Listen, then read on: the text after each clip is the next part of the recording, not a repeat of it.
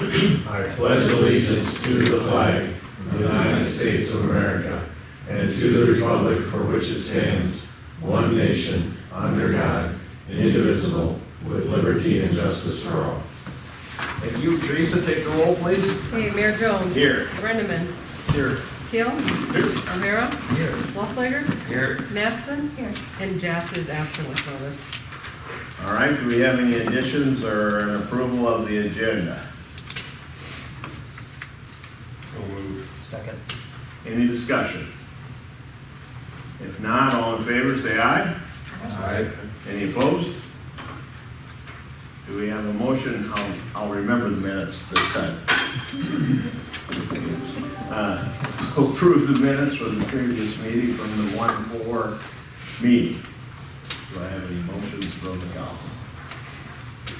So moved. Any discussion? If not, all in favor? Aye. Any opposed? All right. Bills for payment are in your packet. Any motions or actions from the council? Make a motion to approve? One second. Any discussion?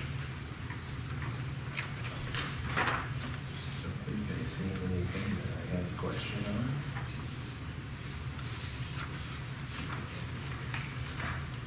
If not, we'll vote. O'Hara? Yes. Keel? Yes. Brenneman? Yeah. Mattson? Yes. Waslaw? Yes. All right. Any public comments from any members of the community on non-agenda items?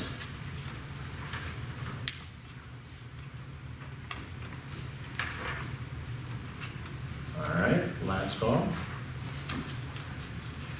We'll move down to applications, agreements, hearings.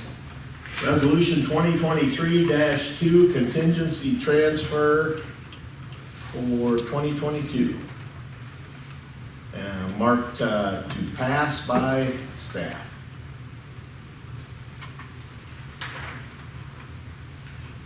Motion to approve resolution 2023-2.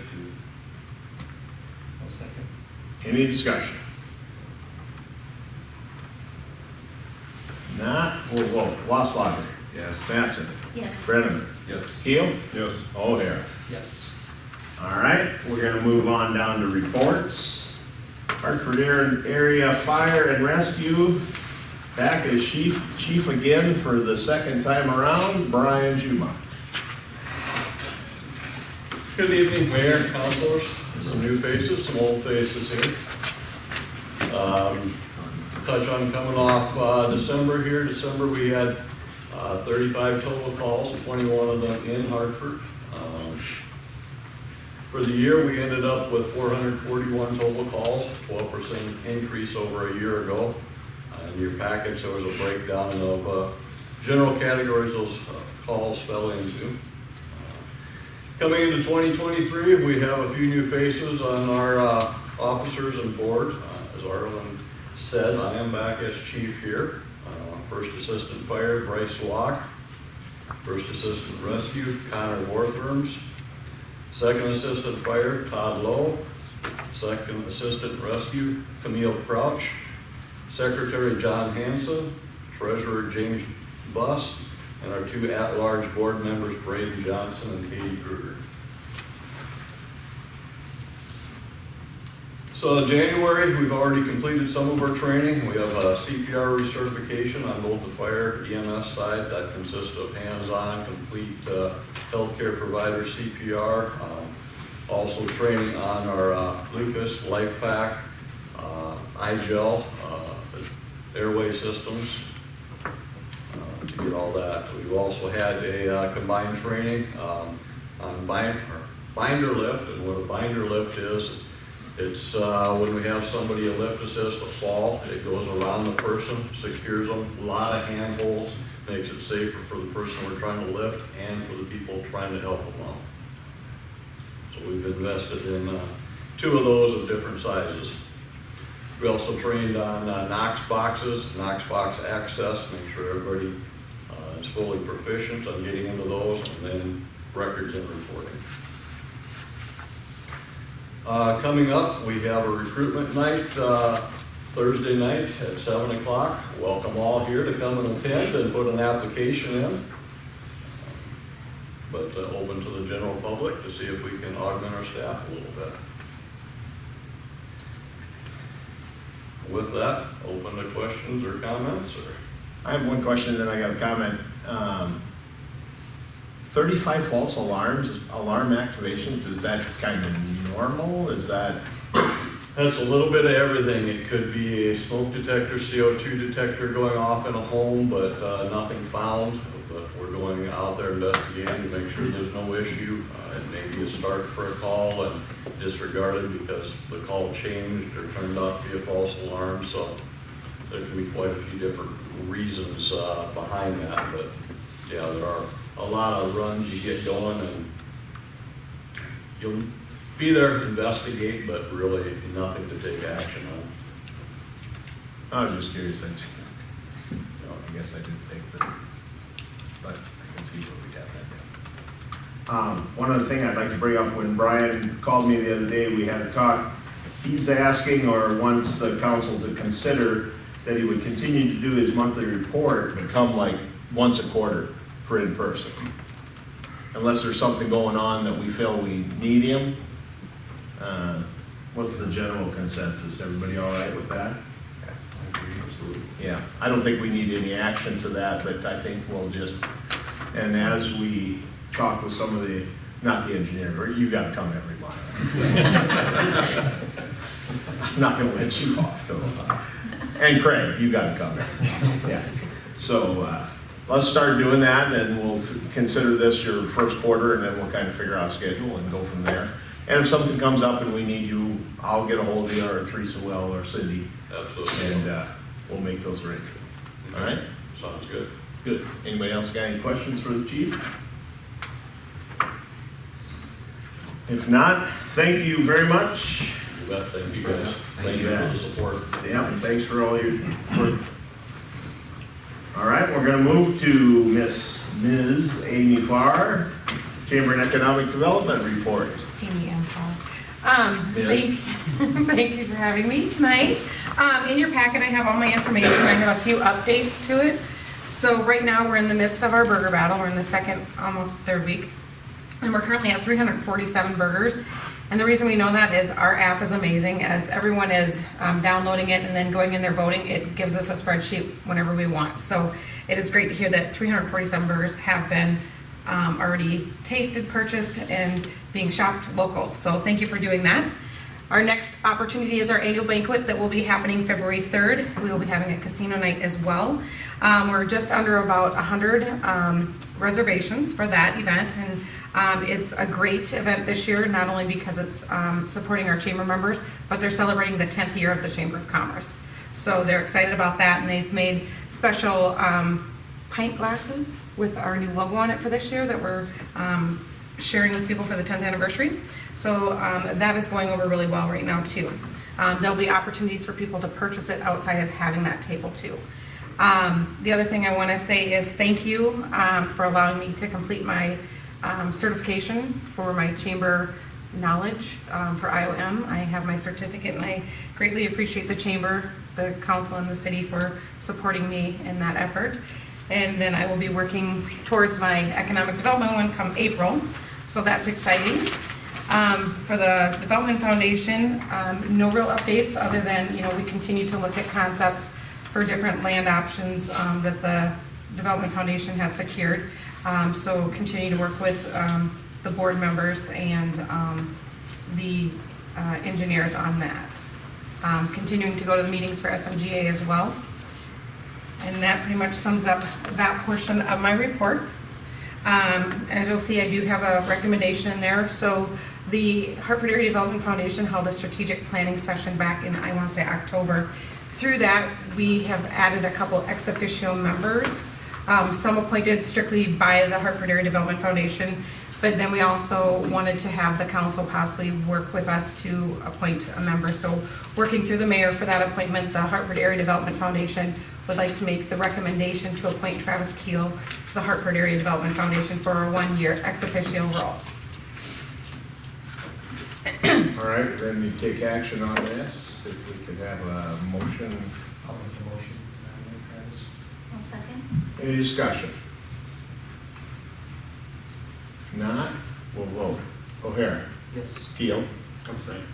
Brennan. Yes. Mattson. Yes. Wasslager. Yes. All right. That's my report. Thank you, Travis. We'll see you tomorrow morning. Questions for Amy?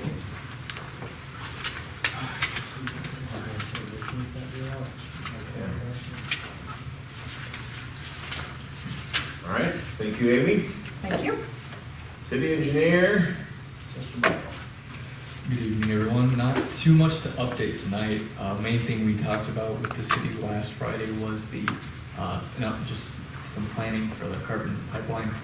They pushed back their meeting date to later next year, and we have prepared some concepts we want to show them, just anticipated utility locations so that we can hopefully work with them so that in the future, as the city expands, there are fewer conflicts between the pipeline and city utilities.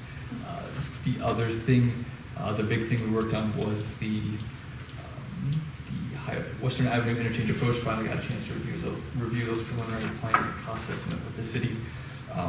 So wrapping up a few things as part of the preliminary design, but we'll keep pushing it forward because there's still quite a bit to be done with coordination with the DOT and just wrapping up design. And then we will touch on the wastewater treatment facility later. So I'll hold off that portion until then. Any questions on anything within the report? Did you say they moved the pipeline meeting back to September? Yes. That's when we hear it. later Yes, this the year? hearing, I yes. thought I heard you say next year, and I'm like, It is next year, yep. No, later this year. I apologize. It's already next. gotcha. Yeah, that's hearing schedule that we have in the page. I just thought maybe it really got pushed back. No, just That's what I'm wondering. Are there any concerns with the elementary school expansion? We have provided, so we did provide comments on that, got them to them today. Big ones are parking and making sure they can use those. They had proposed, I know on-street parking in that area is a concern. They had proposed some off-street diagonal parking adjacent to the street, and we just want to ensure that, one, that if the city is expected to maintain those, that there's adequate parking for both residents and the elementary school, and then two, that they actually use the stalls. Because that seems to be the issue now, is they have that parking area that is not used. to its Parking on full the extent. street versus Yeah. in their parking lot. Yeah. And they're gonna move the maintenance shed, right, and make that a parking area as well? Yes, they're Yes. going to put The that shop parking area by the shop. Mhm. So- Crossed first there. Yeah, it's also approved, so. Okay. So Paul Clark has reviewed their actual building plans, and they all look up to code. Like I said, the engineer has done the civil review and the site plans, and provided their comments, and those just got sent to the school's engineer today when I got them, so they should be addressing those comments, and we'll work with them through that. The part of that area that always bugs me is there's no sidewalk right on the school property there by the street. I'm not sure what the thought process is there. When I that got, don't, I wasn't yeah, here when without. when that got put in, they, since they had the sidewalk closer, they got it waived that they didn't have to have it along Fighter there, so. Because they had the sidewalk up next to the building there, so that happened when they did their addition. Interesting. 4 years ago. I don't think it helps. It shouldn't have been waived if they should have sidewalk. My other question is, just a question. Should we do something about parking on the street there? That's there's bad, that's a bad intersection, have people all over, and just a thought for, maybe it's not the right time, but at least future planning, if they're going to have adequate off-street parking. And maybe that affects the residents there, and it's a poor choice, but We've had various conversations through in the past, and like I said, it's a safety concern. We know there's a lot, especially like dropping kids off and picking them up. It's just kind of a mess throughout there. There's kids going here and there, and people parking wherever. Damien's tried to approach the school about a plan, like an organized plan of drop off and picking up. you know, they implemented the one crossing guard there, that was part of Damien's plan. So the school's trying to work with, on some improvements that way. We've looked at different parking issues with this on the street. We have got complaints from the residents who do park there and utilize it. Like making it no parking, well then, they don't have parking spots, and so they've complained about it, so. Is resident only, thing, pretty sure I've been in neighborhoods where that, I know it's not in Hartford. Just a thought, it's just a Yeah. very congested It area. is, and that's why when the plan came to us, I told Mike, I said, we really need to look at the parking and the issues there, because there's issues right now, so we really need to look at it before we approve anything. Or eliminated on one, is it both sides parking? Yes, I think they got parking on both sides, Currently, is it yeah. now? It's time limited on the south side of Second Street, right? Like Yeah. 10-minute parking or something, you know, during a certain area right in front of the school, you only have so much time you can park there, but. Hang on, you won't be able to park on the other side. I mean, I just hope it's not gonna make it more of a mess. That's what we're hoping. That's What would we're it hoping. cost to finish Southeastern? If you improve that street, made it a hard surface street so you can park vehicles on each side of it, since they're improving, are you gonna make improvements on the lot? Does that trigger any sort of other street improvements? There's nothing in our ordinance, but should it? There's nothing in our ordinance that makes us do any street. I think if you allow them to park on the street, they're gonna park there instead of in the parking lot. They've got that parking lot now that is maybe a fourth fill most of summer, you know, or fall and spring and stuff. Not only do we get complaints from the residents on Second Street, but the ones on First Street too, saying they can't park in front of their houses because school personnel are parking there, and they, so. We seem to get those every single year too, so. And unfortunately, it's public parking, so you know, until we put signage or decide to restrict that, at this point, you know, it's public parking for whoever. Well, let's keep an eye on it, keep talking. Yep, like I said, there are several comments from the engineer about the parking, and they need to provide us with their plan, you know. I would be supportive of resident-only parking on the street in those 2 blocks, or whatever it is, that's, I mean, I know it doesn't stop people, but it could be ticketed and towed if their cars aren't going to those addresses. So we'll look at it. All right, anything else? Any other questions or comments from Michael? All right, thank you. We'll move on to Craig, Public Works. So you said just once a month I have to be here then? I was just wondering if it was the first and the third Tuesday. I think you misunderstood me, I was saying, I think you got snow in your ears. Want to apologize for the roads, they are terrible. We just been swamped between just hauling and cleaning our intersections, we've had equipment down. I've been working on that most of last week and part of this week already, so. We'll keep plugging away on them, hopefully we'll get them cleaned up. As far as equipment down, I guess with roads, we did meet with the county. We do have a plan in place for Western Avenue. We'll just, if it gets to the point where it's bad like it was that one last storm, we've got barricades set up and everything like that with lights on them. We will shut it down, or the county or the sheriff's department will shut it down, so we'll just make our call when we think it needs to be shut down, just close it, so. I did talk to DOT about that too. Yeah, about 6.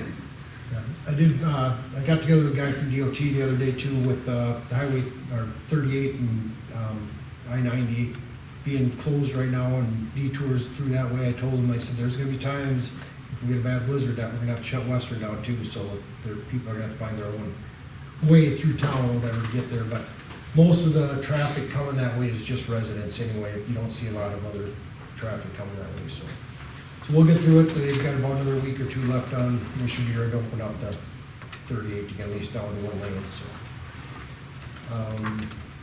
And I've been working with Rick Coker with school buses and that stuff about, making sure if he sees an area that needs to be addressed, let us know right away. We'll be getting getting a plan put together for us out here, hopefully this week sometime. Equipment down, after the last meeting, we had our payloader go down, dump truck went down, skid steer went down, and the lower glass in the maintainer shattered again. So that's got plexiglass in it now because the cab must be just tweaking. It said 98, so I mean, it's getting old and it flexes just enough and it shatters that lower panel in there. So I made a piece of plexiglass and got that put in. Payloader, that was all, that's a DEF related diesel exhaust fluid, along with the skid steer, same thing. It's all just that emissions. But payloader's back up and running. The skid steer, we have it somewhat, I mean, we can do a burn off on it to get it regen and then it'll run for the full day. So we're gonna have somebody to come out and take a look at that and see if there's something else going on with it that causing it to go into that limp mode. I just found out today, I met with a guy, we did some more checking on that dump truck, and the transmission is slipping. So it's either valve body or it's the transmission itself slipping. So this week sometime, if we get time after the snow, we're gonna pull the drive shaft on it and have it towed into Sioux Falls and have somebody tear the transmission apart. Is this one of the ones we bought from? Yeah, I think it got stuck at one of the first snowstorms, and I think it might have got hot trying to get it out. So that's where we're at that. Otherwise, everything else is in my report. I don't have nothing else, I guess, to touch on. So, if somebody has any questions for me? Don't forget to get a northerly wind that part T blows in pretty quickly. Yeah. It's pretty I narrow. imagine it's pretty tough this weekend again. Yeah, and I noticed this morning. Okay. Yeah, I'll make sure we get up there, check it out again. So. Okay, thanks. All right, anybody else got any questions for Craig? Keep at her, sounds like you're gonna get some more practice coming up. Yeah, I can't wait. All right. Karen, Finance Officer, anything to add to Nothing your? to add, no. Just a reminder that you can start circulating petitions if you so choose on January 27th. I haven't gotten the figures from the county auditor as to the number of signatures required, but I'm sure they'll provide them by that date, sooner, hopefully. So. All right, any questions for Karen? Thank you. If not, Teresa, what do you got to add to your? Nothing too much to add. I have my updates in the packet for you. Just point out, we are working with DSU still to get that cyber analysis done on the city. We're looking at a March 13th date for that to happen. So our IT providers kind of, they sent us a questionnaire to kind of fill out, on how we're sitting right now, and he's completing that, sending it back to them. We're going to do a pre-meeting at the mid-February, and then, like I said, kind of thinking March 13th would be the tentative date for them to come in and do that on us. So that's a good program there. One thing that I don't have in my report that I do want to mention is that I talked with Sophie at CCOG, and at our last meeting, we approved to go ahead and move forward with bidding for the Highway 38 water loop. We do need to finance that now, and we talked about, once it gets closer, we know what bids are, we'll know how much we need to loan or whatnot.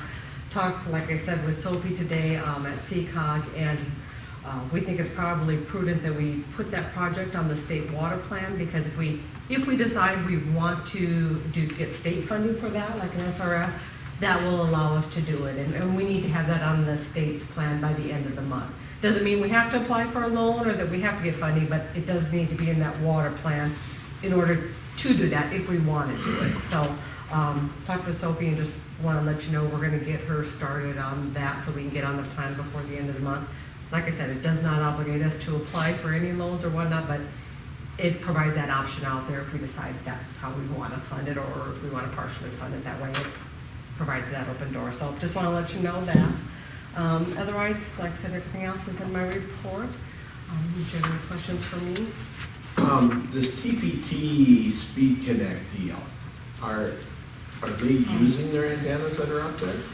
They got taken down with the water, tower project, so they did not want to put them back up. So they're not using them right now, but they were, when we were billing them all. So that's all been Right. built up when they were utilizing them, yeah.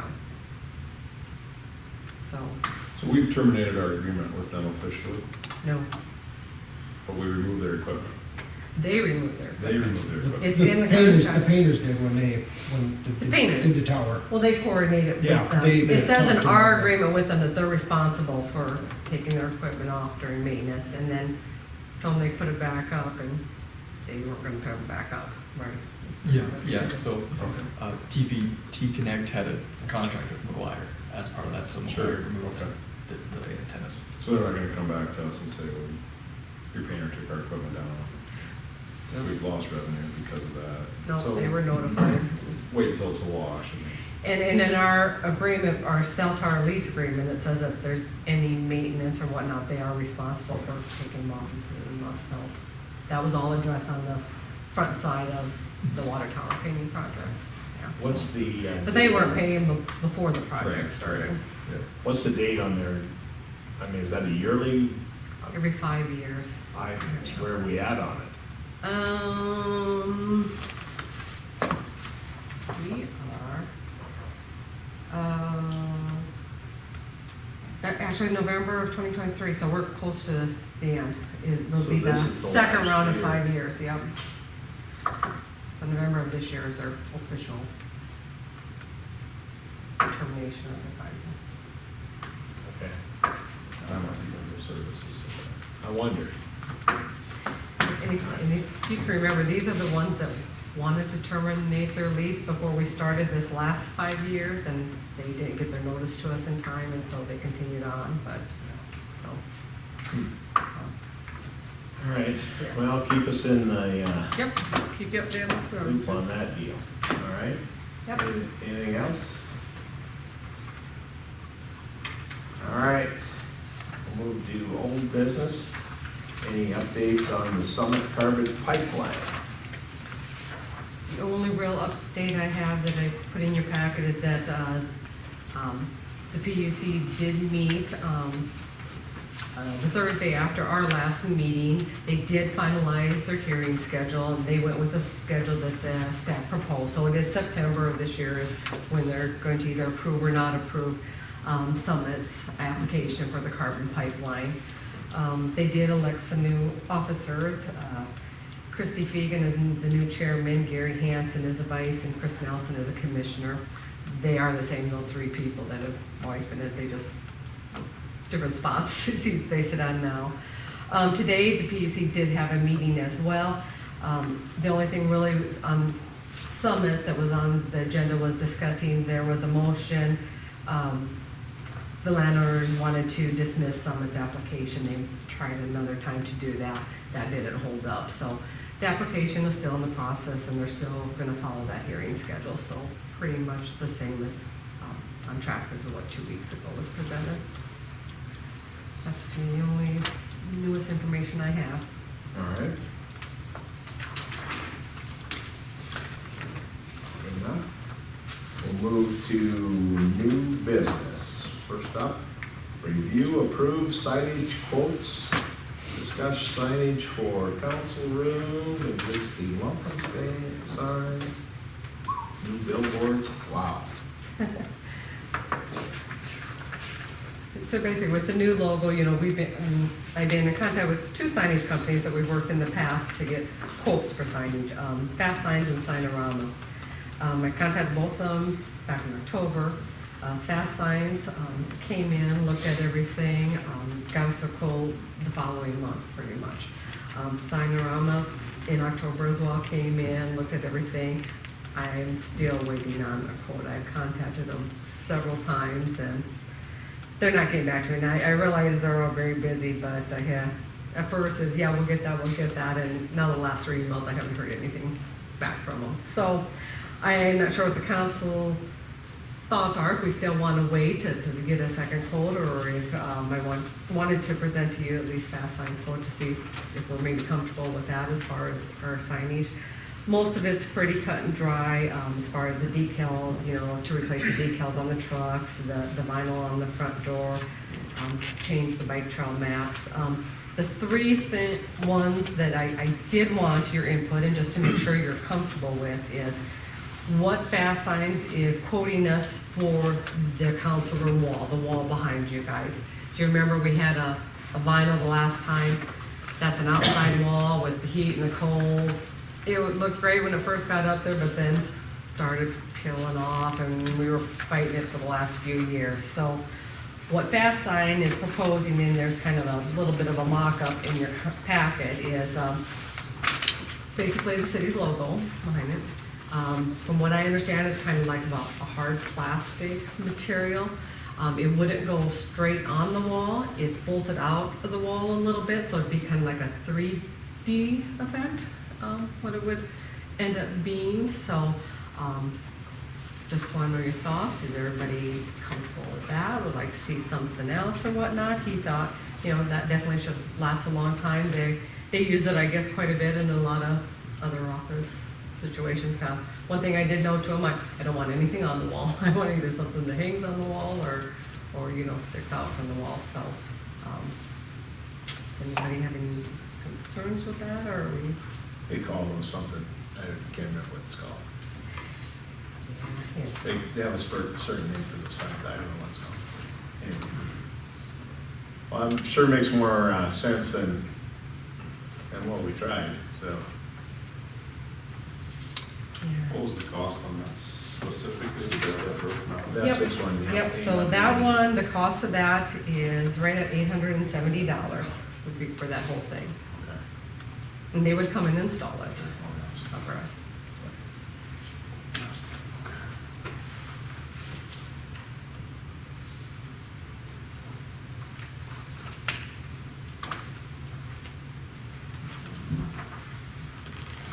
Monument signs. And so then the next one kind of is that, the next quote then is just for our 3 monument signs, which would be the 3 welcome signs of the current ones that are at the 3 entrances to Hartford. This basically is a material, it's a hard foam material is what they start with. They're able to cut and mold it and shape it how they want. It's got some steel rods in it. And then they come back and they put, you know, after they got it shaped how you want, they come back with like a stucco product, pretty much, for the outer coating to make it pretty durable. It looks like cement, but it's not cement. You know, they can make it have that look, but it like I said, it wouldn't be a hard cement, but it's got the steel reinforcements inside and then the stucco on the outside. I said with this one, I said basically come up to me with the design. It needs to be more wind resistant, obviously, than our other ones were to make it through the duration. And I said we want to apply for a FEMA grant, so that's one of their regular, or, you know, requirements of it. So this is what they suggested and came up with for it. This one, the cost of it is total is like $50,000, but this is the one that we are going to submit for the FEMA grant for, which they thought we could get. They're paying anywhere from 75 to 100%. I don't know if we'll get 100%, but at least 75% of that cost, hopefully paid for by a FEMA grant. The FEMA grant, I've been working with them, got everything pretty much ready to go. I just need to know if we're okay with this design to submit it. And go from there. Do they warrant that at all? I mean, is there any warranty on them? I will have to double check on that for you. I don't know that I've seen it. I kind of looked I through don't there, know if it was I mean, mentioned either. It's probably one of them deals. That's Yeah. probably a question we should ask. Yep. I can do that follow-up and get back with you guys and warranty on it. I'm gonna throw in so just for the council's knowledge, Mark Anderson, the guys Picket Fence and Maple Pass out there own that land that runs all the way down to, I gotta point the right direction, to Christensen's to the east. Mark and their group is very willing to work with the city on location if we wanted to put it at that corner. as Mark says, and I tend to agree, that's probably gonna be the east edge of Hartford for a while. You know, when you get down there, quarter mile, half mile almost. So, him and I had a conversation about it last summer, and I had actually mentioned it to Teresa, and we called me the other day. I thought, crap, I hope I told Teresa about it. And I had. I'm not slipping, maybe yet. But anyway, they would be interested in working with us on that. May change what we would do on that one sign, because they're looking at doing a pretty big monument sign with any businesses that they're locating in their area. It would give us probably a prominent spot at the top, I would assume. So, something to think about as we're going forward, you know. So, the city council local room, we had money set aside So, from last year, so it remained in reserve. yes, yeah, we didn't expense it. And then for the welcome sign for the entrances, we think we will get Get a a FEMA grant yep, for. yep. Plus, we have 19,000 in insurance money, Yep. Yeah. okay? And So I then think that, the new, and then the new one, so then we're looking at a new welcome sign that we're proposing. Yeah. and we have sponsors for that. Yes, we are hoping the three, Golden West, Sioux Valley, and Midco all indicated they will help finance that. Sioux Valley Energy already got a check from them because they need to get rid of their money last year already, so. So we will ask the same from Golden West and Midco, 3,000, so they would cover that sign. We would still have to come up with the funds for the poles, possibly. Golden West or Sioux Valley might have some poles for us too, so. So it sounds like a lot, but it's It's covered by the reserve we already Yeah. had budgeted last Yes. year. Exactly. Plus the insurance, plus the FEMA deal, yeah, so.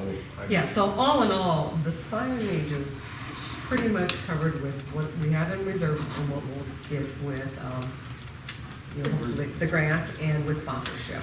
So are we asking for approval based on receipt of the FEMA grant and receipt of the other funding sponsors? Or how do I we guess what- approve that without knowing for sure? I see, you're not gonna know for sure on the FEMA grant, you're gonna take your chance that, For now. If you don't get it, could you sell advertising space on the blank side? If you don't get the FEMA grant, can you sell advertising space on the blank side of those? well, sure, maybe that's what we should do. Things like that. I know we'd have to. If you get the FEMA grant, can you sell advertising space? One thing to point out, on the monument signs, they don't light up like ours in the middle because they're just solid signs. Where the ones are currently, there's electricity there, so we'd have to rig up some kind of lighting system if we want them lit Right. up. Yeah, because we're gonna Because want. they're solid inside, they're not plexiglass or whatever, it'd have to be some kind of spotlight. Sure. So yeah, that would be, should be minimal though, because we have electricity Yeah. currently at all the locations. Yeah, the two here, the other one. The other one, if people pass, we have to get in there. And I don't know about the one out, they were gonna put out by the interstate out there, our big welcome sign, we probably won't power that, that'll probably just be that won't be lit, I would say. So yeah, so I guess looking for approval that you're comfortable with moving ahead with these with proposed financing, knowing that. What's the date again? It's gonna be 39,000? 13,876 from last year that were unused. Almost 3,000 for this room, that leaves a little over 10. Plus 50, we have 20 coming, insurance, that's 30, potentially a FEMA grant.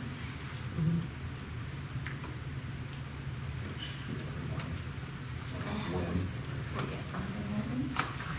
I think we'll, when I, discussed with FEMA and they were helping us through that whole derecho thing, they're the ones that actually brought it up. They said, you definitely need to apply because this is something you could be eligible for. And the gentleman said, they're at least paying 75%, if not more.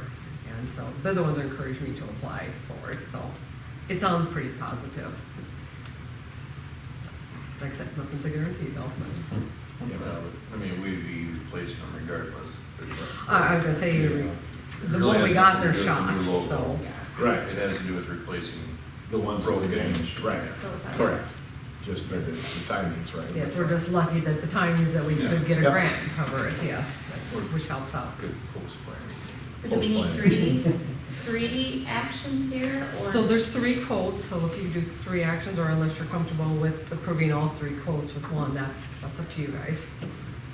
I make a motion to approve the 3 quotes listed from Fast Signs for signage, for council room, monument, welcome signs, and billboard welcome sign. All right.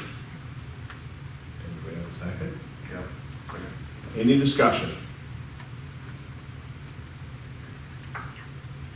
If not, we'll vote. O'Hara. Yes. Keel. Yes. Brennan. Yes. Mattson. Yes. Wasslager. Yes. All right. We'll start working on them. Verify if there is Oh, any. warranty. Yeah. Yep, got that in my notes, and I will let you guys know. I will ask the question. All right, next item under new business, review, approve, website update quote. Okay, so this has come about kind of with the new logo as well. When we're updating when we looked into updating the logo on our website, I was originally told by our website host that we could change that for someone. They just charge us so much an hour, and their engineers would work on changing that out. Found out after the fact that they can't do that, we will actually have to upgrade to a newer version of a newer module or a new version of the website. That version we have wouldn't support any change like that. Basically, they say they're not going to do anything to update our website, that we're going to have to go to a new module if we want any kind of updated pictures or anything of that nature. Right now, we currently pay $660 for them hosting. It was GovOffice, it's now Catalyst, that is who run our host our site. Like I said, we currently pay $666 a year. To update the logo or to do any changes at all, that is going to have to be, normally it's a $4,000 upgrade. They would give it to us for $3,000 is what they are proposing.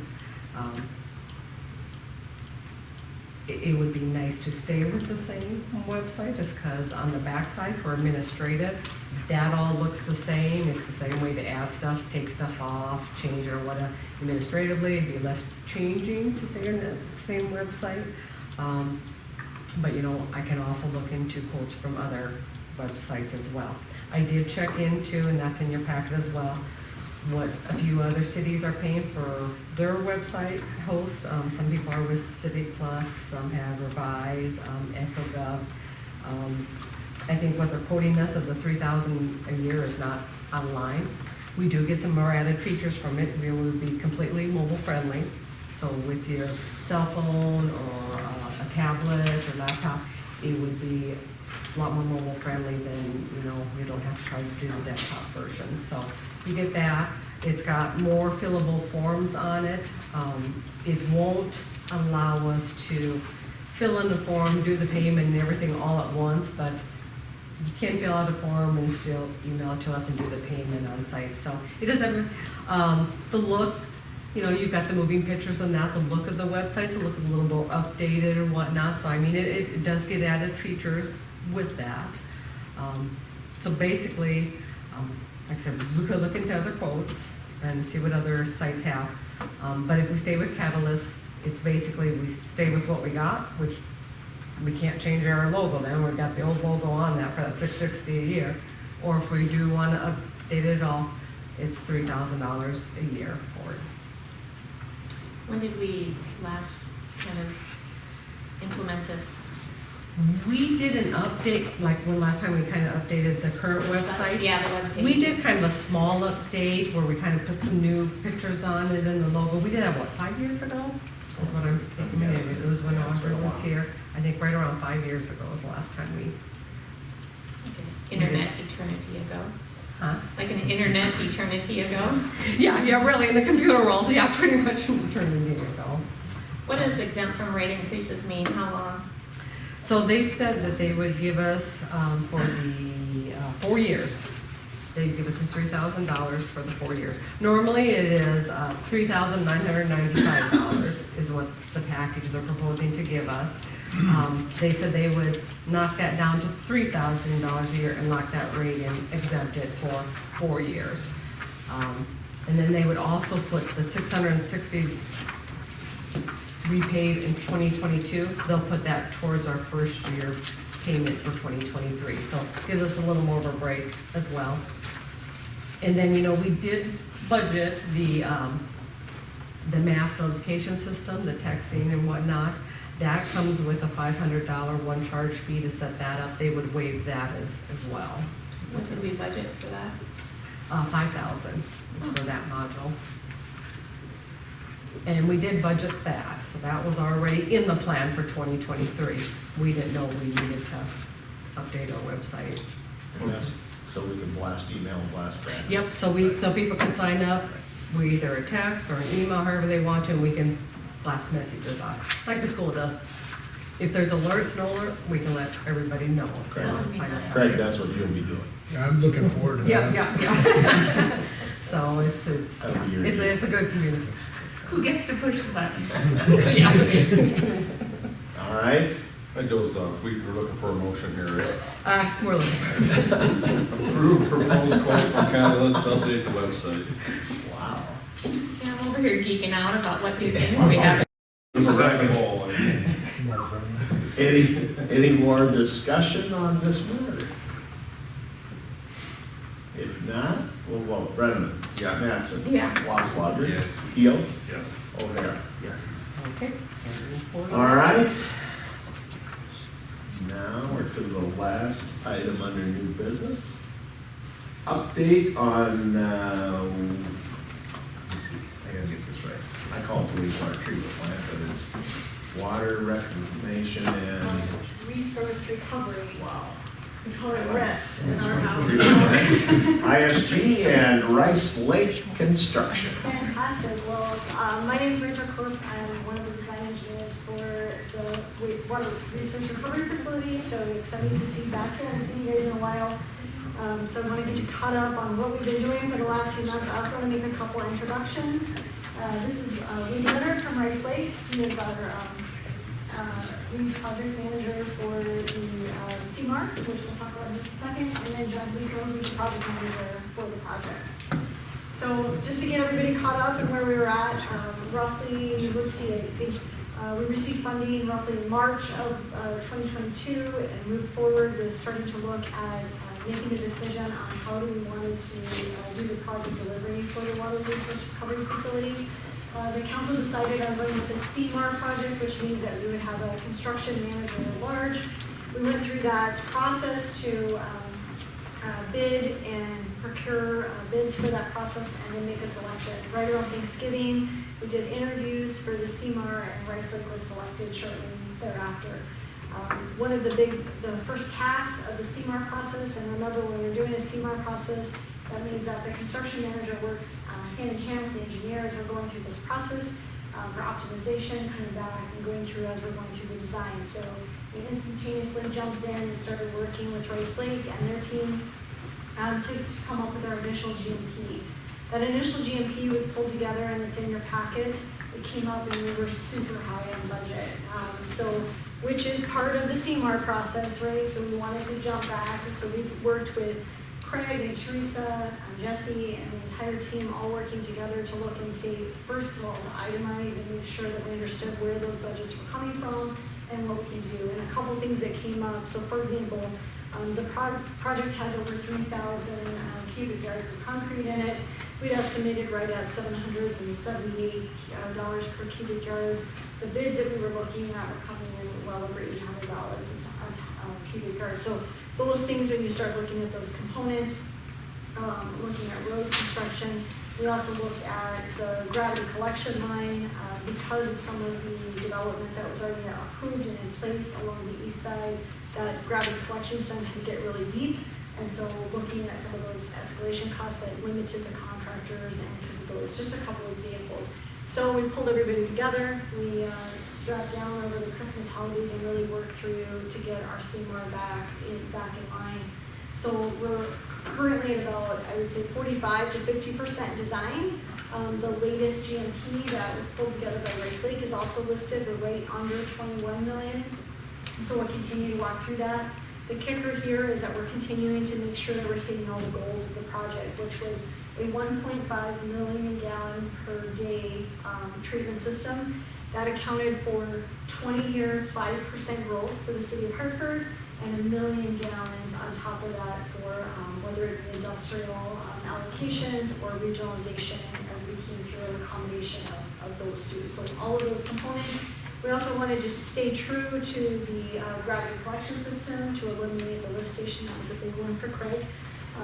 Eliminate the lift station, so maintaining that and looking at optimization. So pulling all those components as we go through as we're at right now.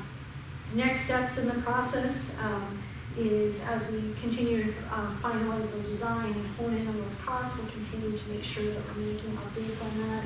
Our schedule is still to have a plan design ready for approval or submission to the DNR, which will be in March, which is a part of our initial plan, which ultimately to look at still starting construction spring or late summer of 2023. So with that, I'll Hold on one second. So our initial number that we put on the water plan that we got our funding based was? 16.8. Yep. So 16.8 was the original part that we had funded. You guys remember that we did receive some ARPA money and some ARPA match funds, and then almost a little over $8 million in grants. So the rest of that duration of that was financed through Messerec loan.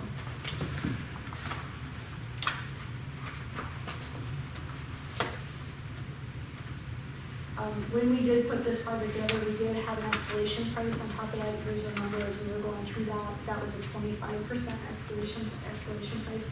We're in that 39 to 42% is what we're seeing for escalation price right now.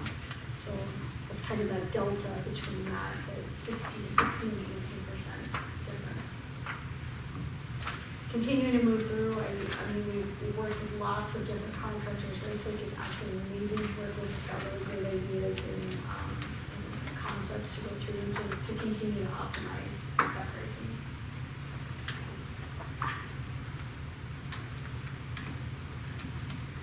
And this is the beauty of the CMAR process, because we don't want to get to bid day and the bid comes in over what we have budgeted for, and then we've got to put a halt in the project install. So as we work through this process, we'll continue to work through optimizing costs and then look to see what we need to do with additional financing or options are needed.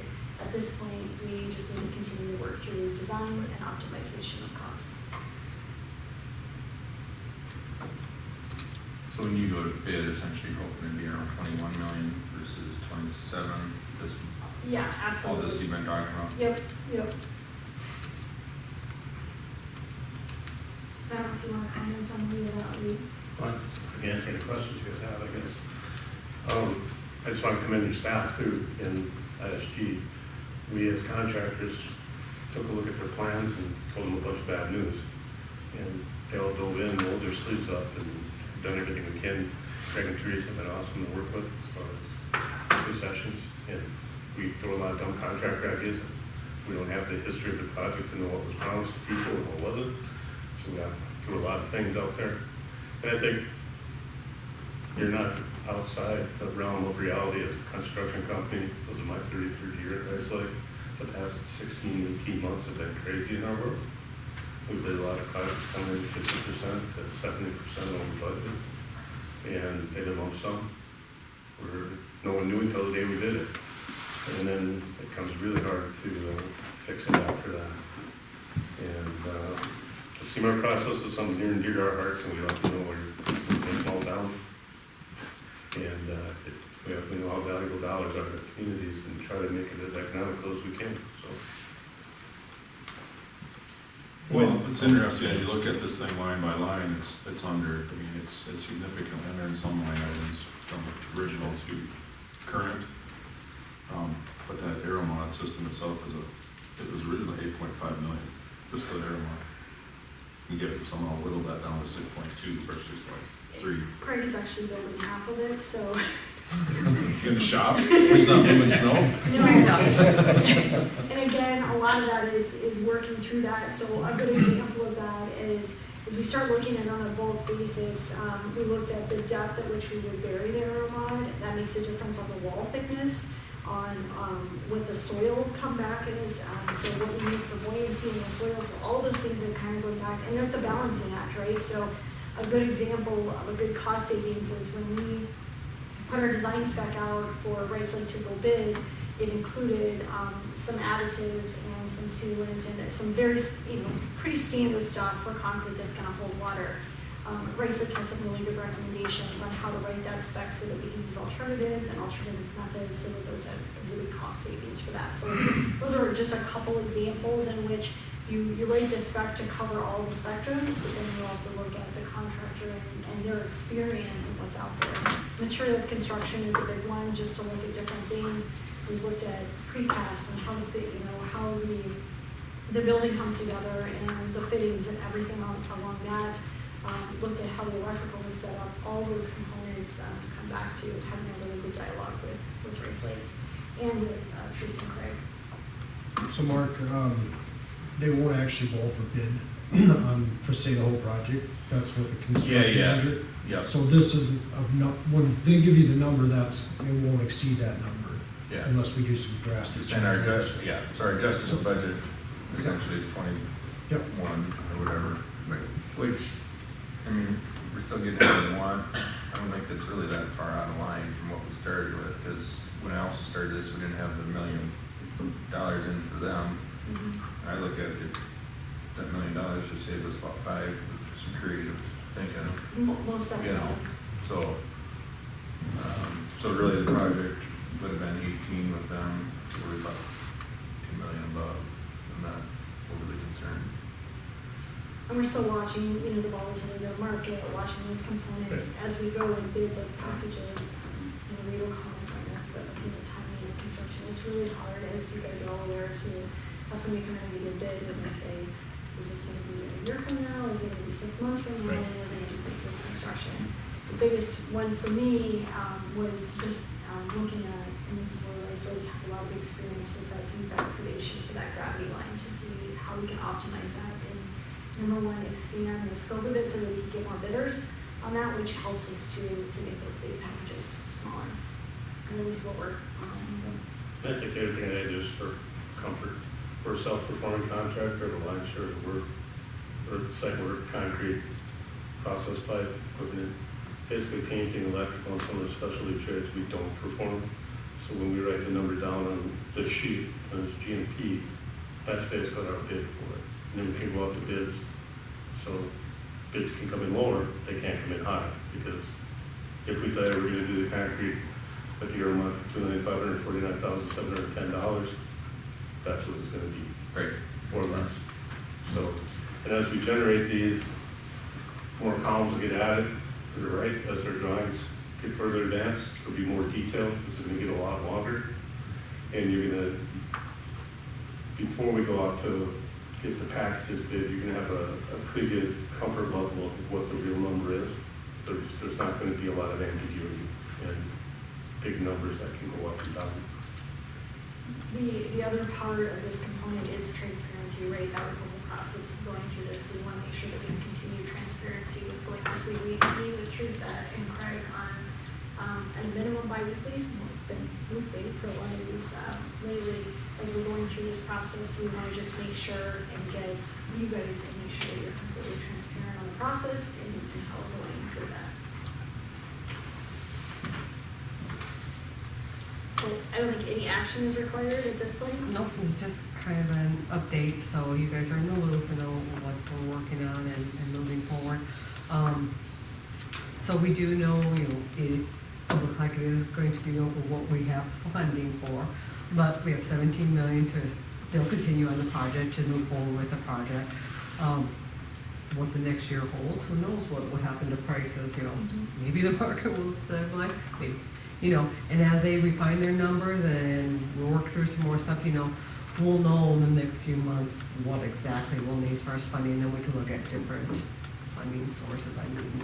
I have talked with CCOG, we can apply for a second SRF loan, that we're not bound to just the one and only, there are other loans we can look at. There are different funding alternatives we can look at, and once we can kind of refine the numbers and hone in a little bit more, we can keep you updated as to what we're looking at.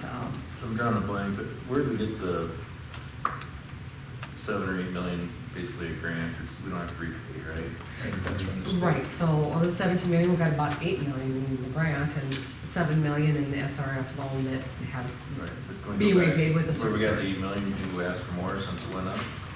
Yes, exactly, Try to that's get what a I'm just saying. larger grant. Yep, and CCOG, a lot of projects, waiting for Sioux Falls' project coming in, so a lot of projects are coming in just because of the market higher than Nothing new what was for them. anticipated. So yes, we can apply for additional funding. We can't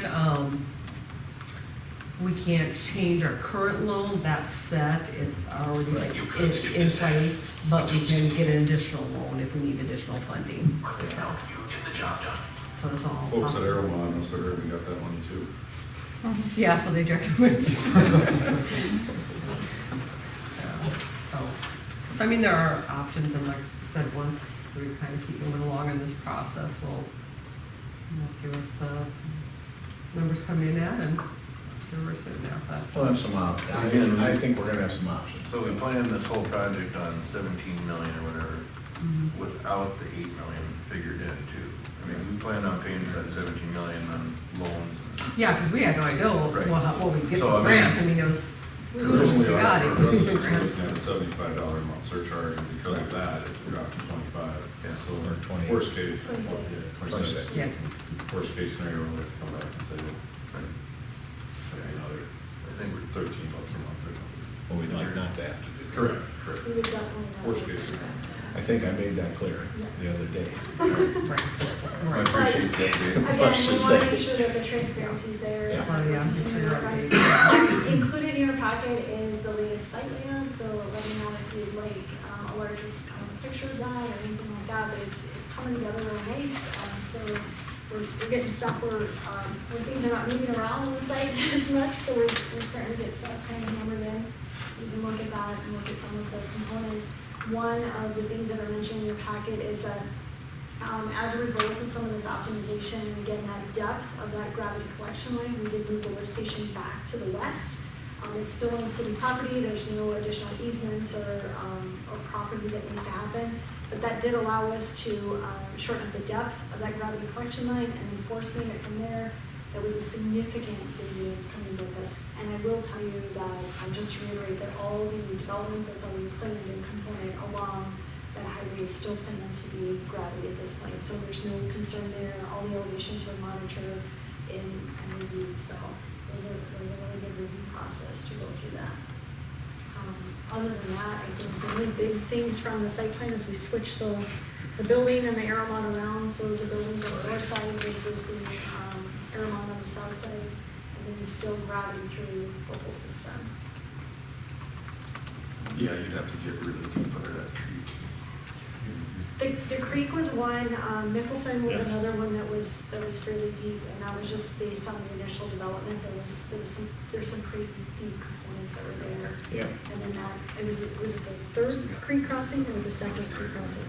Just under that. The force main. Yeah. And then picking up the acid developments on both of There's those. gonna be that'll be the lift station, that's gonna force me. No, nothing on that 15 acres, right. And then we're not putting the lift station on that 15 That's correct. acres, which we Yep. may be able to sell for $10 million or something. throwing a finger out. They're gonna spot for a quick trip. Yeah, exactly. Good thing Jake's not here. Yeah, one of our councilmen owns it. Yes. Maybe you need to go. Yeah, maybe he wants to move out there, yeah. There you go. But like I said, just updating on schedule, we're continuing to put plans together, we're meeting with Teresa and Craig on a regular basis, with the intent that we're still submitting to the DNR for plans and specs Yep. approval, with the intent that we'll start getting packages early this spring, and Wade is still wanting to move dirt this spring, so. And we're in line to get on the water plan if need be. I did double check that we are on the water plan for this project. Okay, so it's still there, we can just. We're still there, and we it's can- there for 3 years, so. And we can put in some updated, then we have the ability to put in Yeah, and updated so we costs. can, yep, so we can apply for additional funding if we need to Correct. within that 3 years, so we're down to like 2 years, which All right. we'll know in the next 2 years. Okay, There you go. I think so. Anybody else got any questions? Mr. Mayor, I got some questions. Yes, you bet. Come on up and tell everybody who you are. I'm new to town. Mark Monahan, 402 East Fifth Street, Hartford. I really wish Dave was here. Does Dave still come to the meetings? We haven't seen him for a while. Oh, you mean Dave from ISG, Dave? Yeah. So here's my question. I'm just looking for clarification. Yep, At the meeting at school, yes. I don't think during the presentation any numbers were talked about. But Um, afterwards, I talked to Dave in the cafeteria in the lobby, Okay, and he assured me that, are you taking notes? I'm just saying that's a good question. He assured me that $17 million would build this plant, haul in, and that there was a gigantic contingency built in. We'll call that Plant A. So then, he assured me that in September. So then Rice Lake comes on, and if I read the packet right, for Plant A, that number was 27 million. So, in my mind, Plant A was missed by more than $10 million. Then, Rice Lake sits down with ISG and starts changing things to what we're looking at in the packet tonight, and that's Plant B. Because I'm not sure what all's been changed. I know the lift station moved. correct. And now there's force main going from, I'll call it Roland's Corner, if you guys know where that's at. That's force main, and it's not that deep as the gravity line. But in September, when Dave told me that it was gonna be 17 million or less, you guys knew the depth of that line. Did you not? We, at that time, for the preliminary design, we had used county LiDAR, which is just, they take a plane, they scan it. It doesn't penetrate down, it can't penetrate through the water surface.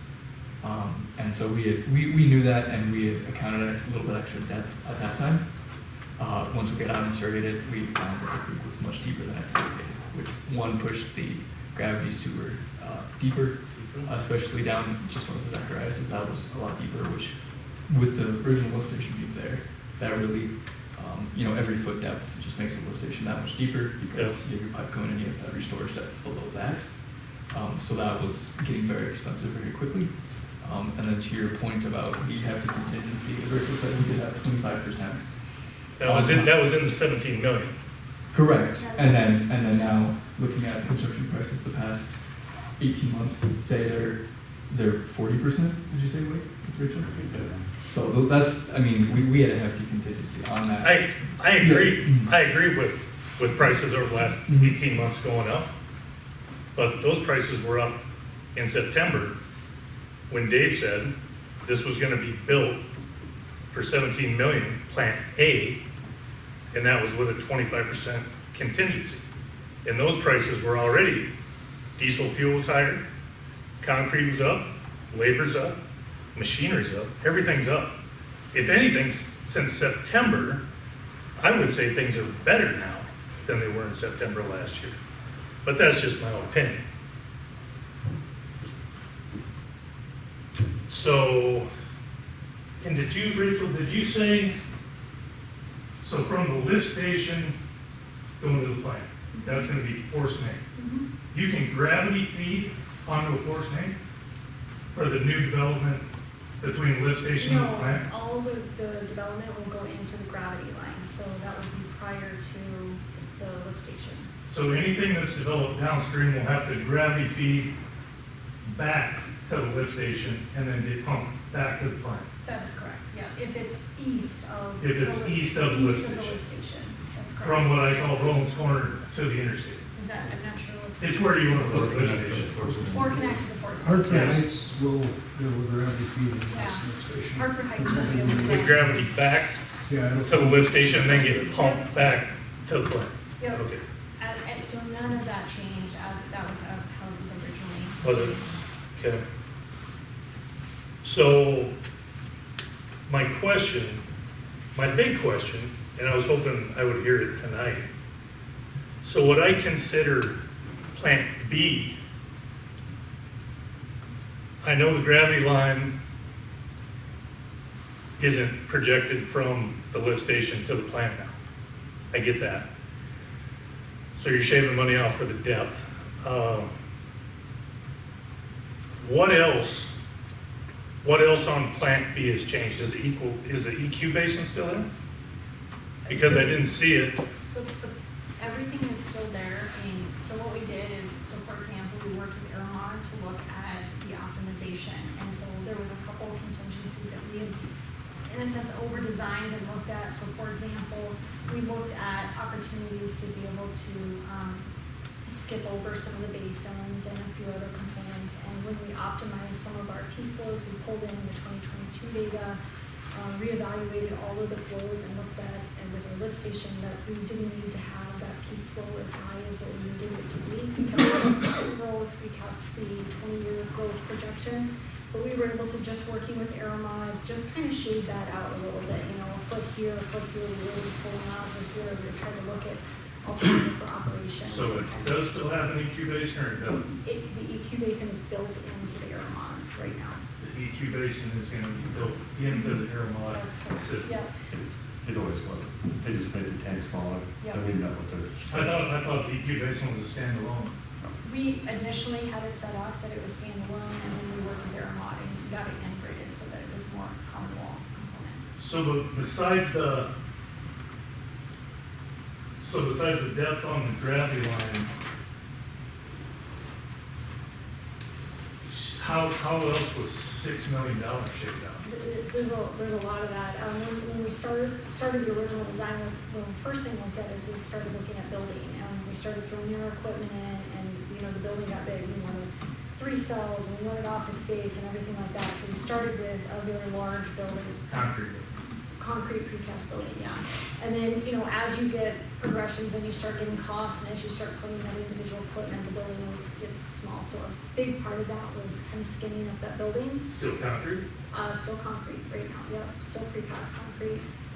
Working with the precast manufacturers to look at, you know, height of the building, those type of things, what's included in the building, what contingencies. We looked a lot at material of construction for some of the piping. We optimized a lot of the pipe size. We've got a lot of pipe run floor piping, for example, force mains, gravity mains. We looked at all of those, reevaluated all our peak sizes, and looked at optimization for costs. So when you look at some of those large bore piping, you can say, okay, now if I can get to an 18-inch pipe, can I still get the capacity that I need? But I can get a percentage off cost-wise, or do I need to go to the next size? Maybe in that particular size, the next size is going to 24-inch. So we did a lot of that optimization going through that. So it's still going to be 1.56 a day? That's correct, yeah. 1.56 is the Hartford 20-year growth plus 1 million gallons of extra capacity on top of that. Part of our job was we get to see a lot of different plants. We did 100,000 a year, 30 or 40. Part of our job is to help be the bad news guy and say what do you need and what do you want. Well, see, when you made that comment, it made me think because you literally said we gave ISG bad news. And in my mind, the bad news was, it was $10 million more than they projected. That news was it was more money than they wanted to spend. So, am I wrong in thinking that this plant, I'll say it's similar to what was projected in July? But I don't think this is the same plant that was projected in July. I think this is a different. I don't know, because I don't. I always use car analogies for people. I love car analogies. It's still a Suburban, right? Doesn't have, we took away the sunroof and the entertainment system that was in there. Well, here's my car analogy. I think at the September meeting, Dave told me we were gonna get a Corvette for 17 million, and now I think we're gonna get a Chevy Malibu for 21. That's my car analogy. Still processes the same amount of wastewater. Yeah, I mean, you still get it at a grocery store. Well, it's still the performance is there, right? Yeah. If you, well, there's no doubt. They said, they're the engineers. We designed it for the same amount of wastewater that goes through it, right? That's performance. That's not. I'm just a concerned citizen that's passionate about wastewater. Not as much as Rachel. Rachel is very passionate. That's funny. It's, you know, part of our job is to come in and just, the part Seymour, why it's passionate and why I love it as a contractor is I've spent 33 years doing this. And there's been so many times communities such as yours who've been low bidder on, and it's been $10 million over budget, or it's been $5 million over budget. And you don't get the chance to go back and work with us and try to make your project live. It's done, right? You either have to award it to me for that, or not award it to me. And then you move on, and you have to go redesign and rebid it. You lose time like crazy. This process is awesome for that. You can start out, you can design a Corvette and think you're gonna get it for that. Then guys like me come and tell you you can't, but you get to work with me and get everything you want to make your plant work. But see, on that point though, what did you know when you came on board in November, right? December? Yeah, I mean, we saw it for the first time somewhere around then. We saw it But that's what I'm curious about. What did you know when you came on board that Dave didn't know in September when he told me I was getting a Corvette for $17 million? I don't think I knew anything one day, but we sat down and counted everything. They don't, as engineers and as people that don't bid wastewater plants every day or every week. But they know product, they know quantity cost, don't they? Right. They don't know how they vary it by the course of the year, right? Or the course of, they don't deal with it every day, every week. And I think sometimes it's, as a contractor, we go to communities, we bid their jobs, and everyone wonders, and they all blame the engineers. And I'm an engineer too myself, but we employ engineers, but it's not what they do. They have a history, right? I don't know when they first put 17 million, was 2 years ago, 3 years ago? No, I think the first number I just put out was 11, or 12. But I mean, No, they're all, way down. Yeah. And then you come through, and as you're coming through, things change, right? I mean, you want bigger and better, you want the sunroof and the entertainment system. So you put it on the plans, right? And in this process, you get to see it early on, but you can't afford that, or you get to see what it costs. So, if this council agrees to your, I missed the meeting, how all this works, I don't understand how all that works, but if you say you can build this Chevy Malibu for 1.5 million, or 21 million, and this council says, yep, build it for 21 million, if you go over cost, do you eat that? Yeah, that's what Seymour stands for. Okay. Construction manager at risk. So you're the one at risk? We're the one at risk. We share all the costs with the transparency buzzword, but what it really means is we go through and you get to see what every component costs. You get to decide if they want brand X or brand Y, and brand Y costs more. Yeah. And we pile all that together, we get to the bottom. We put a contingency line, which is a number that's there just in case you decide you want to do something else, or you have more money to spend, or if we find something completely crazy buried in the ground, which is usually what happens, that it's gonna be kind of, I wouldn't think over there, we would. ain't gonna find anything. All right. As they go, I appreciate You're right. the number will change again, Yep. too. It'll go up and it'll go down, and Yeah, it's, those are There, it's there's, farther in depth you guys get, it'll get closer, and it's. I appreciate the indulgence. No, yep, thank you, Mark, Good for, luck, good luck, sir. well, we're looking forward to it. Appreciate the time. You bet, thank you, Rachel. all right. Anything else for these guys? All right. We need a motion to go into executive for personnel and legal. So moved. Second. All right. You need Tom, or can me and Tom go ahead? Look at us. How about a motion to adjourn? So moved. Second? Any discussion? All in favor? Aye. Any opposed?